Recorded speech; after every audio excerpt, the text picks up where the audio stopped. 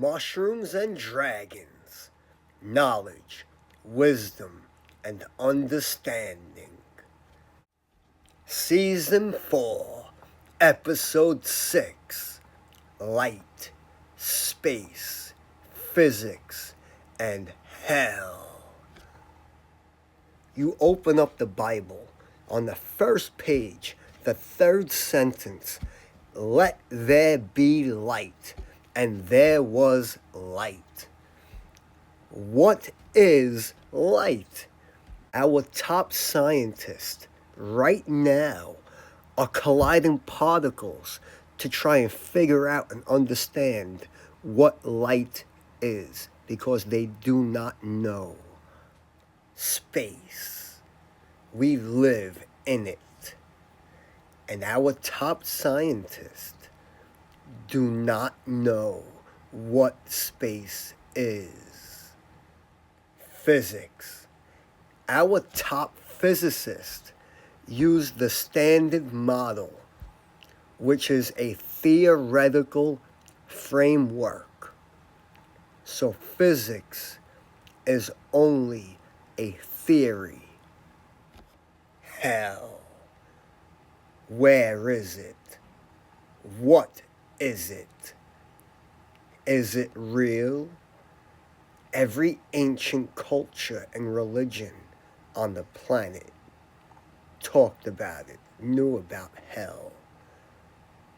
But our universities and educational institutions do not talk or teach hell. I am a student of Mud Fossil University, and I will be using much information from this university in this video. Information from this book, Levels of Heaven and Hell, was also used to make this video. Tuning the Human Biofield by Eileen Day McCusick was also instrumental in making this video. I put all of these pieces together in order to give you my theory of how the universe works. This image from October 2024 is dark matter in a simulated universe. This image is from the NASA website. I do not believe that this image is even close to the truth. But I do believe in dark matter, and I do believe that it is everywhere. We have a white ball and a black ball, a negative and a positive.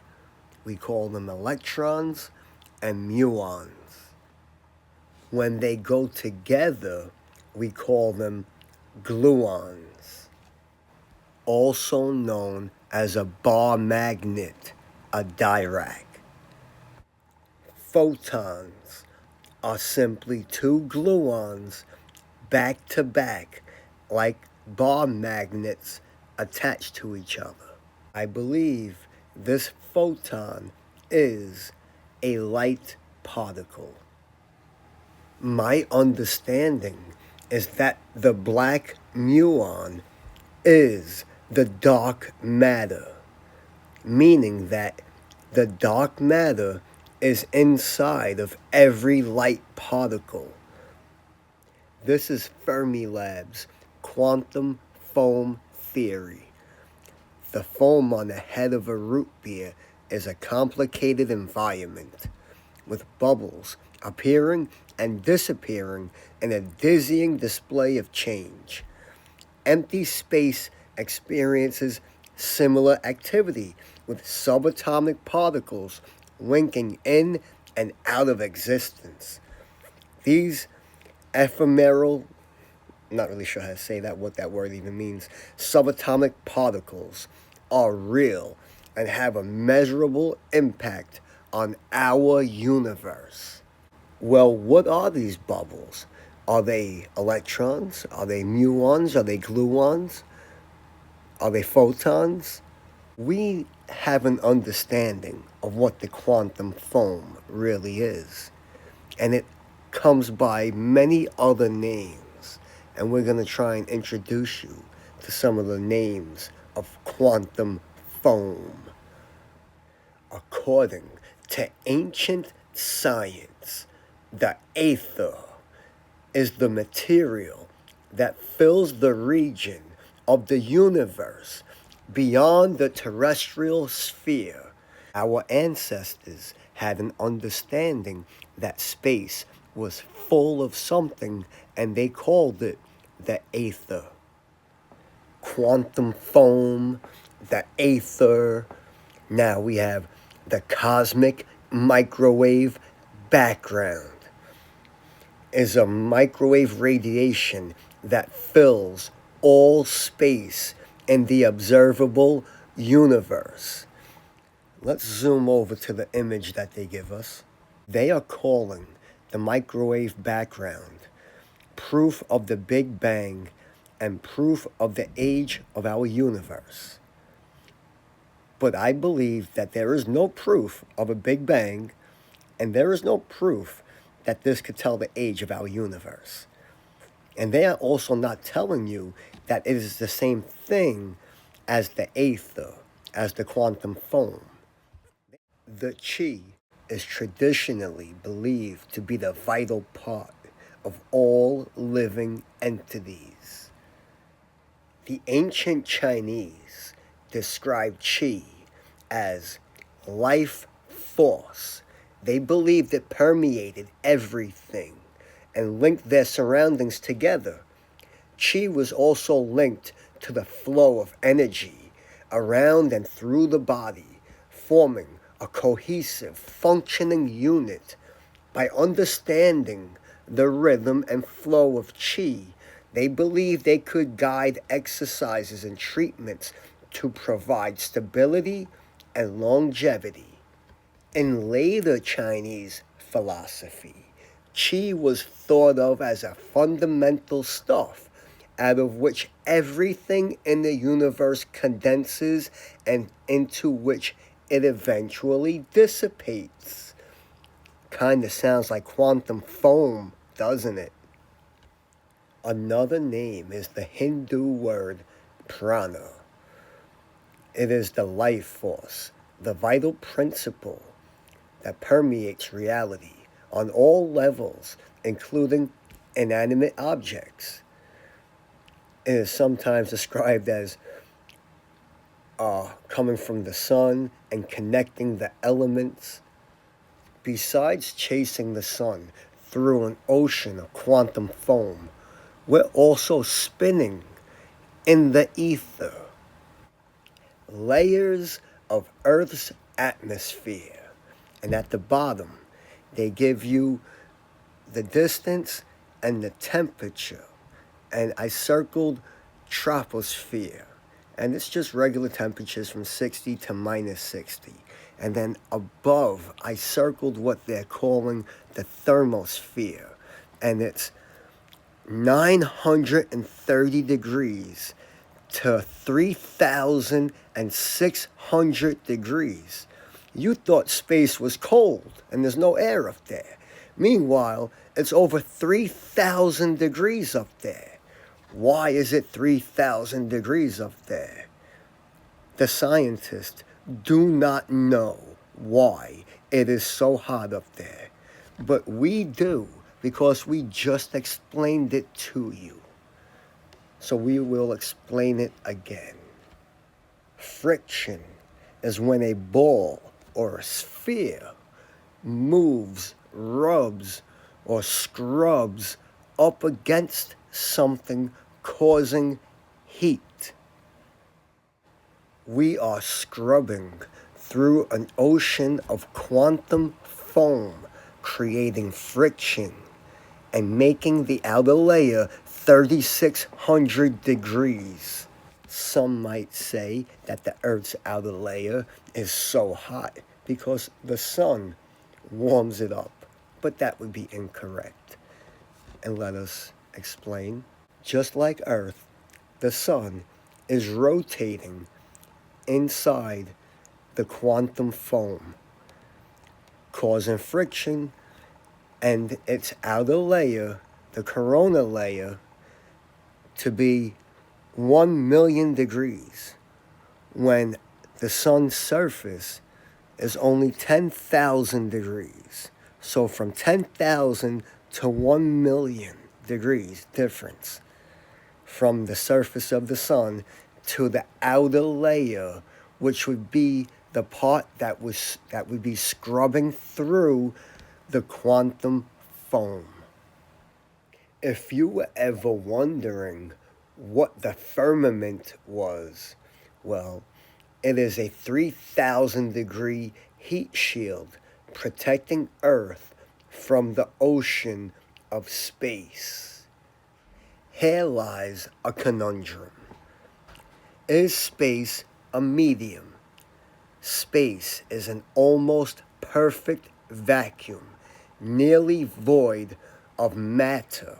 How could it be void of matter when NASA just showed us dark matter is everywhere in our universe with a measurable impact? And then the quantum foam is everywhere in our universe. The aether is everywhere in our universe, which means their understanding of space is incorrect. It is not nearly a perfect vacuum, and it is not nearly void of matter. If space is a medium full of quantum foam, well, then isn't space an ocean of particles? If we turn to the first page of the Bible, of Genesis, the second sentence in the first page says, "And the earth was without form." There was no earth, there was no form to earth. It was a void, and darkness was upon the face of the deep. And the Spirit of God moved upon the face of the waters. Remember, there's no earth, so there's no ocean. The waters he's talking about is space, is an ocean full of particles, and his face was upon it. And then the next sentence is God said, "Let there be light," and there is light, because space is full of light particles. Is the speed of light constant in a medium? And it tells us that the speed of light is always constant in a medium, but it changes when it travels through air or water. How could the speed of light be constant when it's traveling through the quantum foam, through the aether, through nebulas and ocean of particles? It cannot be constant. It must slow down as it travels through air or water or the ocean of space. It goes from a quick frequency to a slower frequency, and the colors change. They are saying that all of the colorful galaxies up in space, the light coming from all those things up there, travels instantly at the speed of light. So they can estimate our universe to be 13.8 billion years old because the light traveled instantly from something. But this is all nonsense, because light does not travel instantly. It slows down as it travels through space. So all of the things up in space are not the distance that they are saying that they are. Their understanding of the universe is incorrect. If we could slow light down by putting something in front of it, like air, water, or an ocean of particles, well then can we speed up light? And the answer is no, you cannot speed up light. Well, if you could slow it down, man, of course you could speed it up. Light is manipulated to slow down, to speed up. an electron has a charge and has a surrounding electric field. And when you put a bunch of these electrons together, you have a photon. So when you crush the photon together with all of the electron fields, you're crushing the fields together. And you will get an illumination similar to the physics of water coming out of a nozzle. You fill up the hose with a lot of water with no way out, and then you open up that nozzle just a little bit, and the water is going to be forced out at tremendous speeds. But then you open the nozzle all the way, the water is just going to put out. So, with the light particles, you crush those light particles, and then you just give it a little way out, and that light is going to shoot faster. You open it at regular speeds, the light will travel out at normal speeds. Neutrinos are light that are in travel. The mass changes. What do you mean the mass changes? What do you mean the light has mass? Remember, the light, the photons, are made up of dark matter. The mass is in the light particles. Now, when we separate them, we separate the gluons, or we separate the photons, and you separate the white from the black, and you get what is called fission. You broke apart the white from the black, the positive from the negative, but they immediately are attracted, magnetically attracted to each other, the positive and the negative, and they want to come back together, which is called fusion. But when you do fission and you break them apart, you are creating energy, lots of energy. That's what fission is. And then when they come back together, they are calling fusion, which is more energy. I don't want to go further with the energy portion of this, potentially getting my channel banned. So, but yes, that you can always go down that road. Now we're going to move in this direction. Lightning is generally negatively charged. Remember that the electron was negatively charged and the dark matter was positively charged. Any electrician understands how to ground the electric because the electric wants to get to the ground. Why does lightning want to get to the ground? Why does electric and lightning and gravity all want to get to the ground? What is so special about the ground? Nothing. What is underneath the ground that it's trying to get to? The negative zone. They also call it the antimatter universe from Marvel comic books. All right, so we're not using comic books as evidence.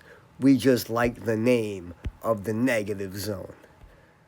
We call them zones or planes of existence, and the etheric plane is the lower plane of existence. Here we go. Hell is an afterlife location in the Norse Viking religion. Hela, all forms ultimately derive from the reconstructed Pro-Germanic word halio, concealed place, the underworld. They also called it Helheim, the realm of the dead. The ancient Greeks believed in 7 layers of Hades, the underworld. There was Elysium, Deimos, the Styx, and Tartarus, and Hades. Hades. 7 layers of hell. Hell in Christianity and Islam is a location or a state in the afterlife which is located under the earth's surface. In the Bible, Philippians 2:10, at the name of Jesus, every knee should bow in heaven, on earth, and under the earth. Underneath the earth, the souls of people will be bowed to Jesus. In the Hebrew Bible, Sheol is the underworld, the place of stillness and darkness, which lies after death. Tehom in the Hebrew Bible means the abyss, the deeps. In the Kabbalah, Tehom is mentioned as the first of 7 infernal habitations. Hell is described physically in different ways by different sources of the Islamic literature. It is enormous in size and located below paradise. It has 7 levels.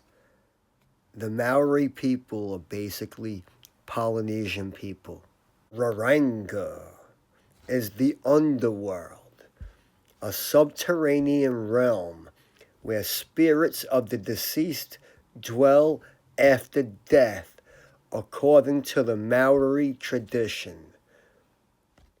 Naraka is the realm of hell in Indian religions, according to the schools of Hinduism, Jainism, and Buddhism.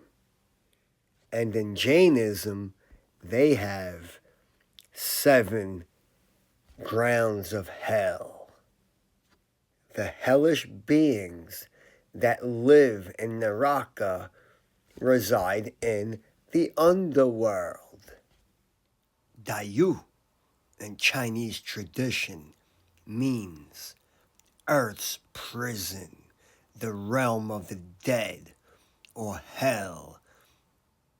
Yomi is the Japanese word for the land of the dead, world of darkness. The land of Yomi is located underground. Duzaka is the word for hell in Persian mythology.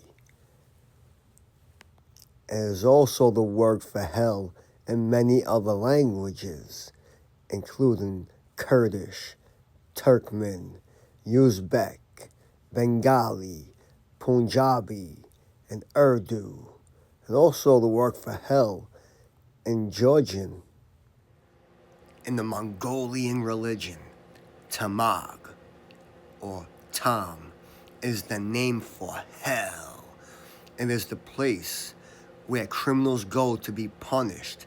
It's an imprisonment after they die. And it is said, the Turks believe that Tam is underground. Zabarba, roughly translated to place of fright, is the name of the underworld in the Kichi Maya mythology. The Mayans believed that Zabalba was underground, was the entrance to the underworld. Mictlan is the underworld of the Aztec religion. The people who die would travel to Mictlan. And unlike the other hells we spoke of, Mictlan consists of 9 levels. We went all around the world and gave you the names that the ancient people had for hell. Now, if you would have kept searching and researching into these names, each individual name, you would read up for days and days. There's so much written about in detail explaining these places, these hell places. I didn't do any of that. I just introduced you to the name, let you know that it exists, and that there's multiple levels to it, like Dante's Inferno, and that they are underground. This is not a raspberry. This is a proton with a positive dark matter core surrounded by layered dipoles. Now, they collide these protons in particle accelerators. And all these little pieces blow apart, and they're trying to understand what light is by crashing these raspberry-looking things together. They have no idea what a proton is. They don't understand that it has a dark matter core. Now, if we translate this to planet Earth, well, then that dark matter core would be hell. At this moment, everybody on the planet, no matter where you are on this planet, gravity is sucking you down to the center of the planet. Lightning bolts are being sucked out of the sky to the center of the planet because the negative zone is magnetically charged to the positive. What happens when we die? Does our spirit get pulled down to hell along with the gravity and the lightning bolts? I do not have an answer. I have a theory, and the theory is yes. That's where you go when you die, to the underworld. Once again, Philippians 2:10, so that at the name of Jesus, every knee will bow in heaven, on earth, and under the earth. Yo, Chat GPT, make me an image of light, space, physics, and hell. We went through a lot of information in this video. If anybody's watching, I'm sure they're having difficulty following and keeping up. So I'm gonna try and do a quick review of this video. First, we give our references to where we obtained the information to make this video. Then, we begin to put the theories together like they're puzzle pieces to make a picture of how our universe really works. Then we try to prove that dark matter is throughout all of space and is inside of every light particle. Then we try to prove that space is an ocean of particles known by many names, and then we give some of those names. Then we try to prove that the astral spheres are spinning in an ocean, causing friction in our atmosphere. We claim space is a medium. Then we try to prove that light slows down in a medium. Then we explain how the speed of light can be manipulated. Then we explain that the Earth has layers to it. Then we try to give the names that our ancestors handed down to us, explaining the layers, going down to the center of the Earth, which is a dark matter core. And we call it hell, along with many other names, and we give the names. Light has a negative charge, so lightning and gravity made of light particles get sucked down to the positive black core in the center of the Earth. Welcome to hell.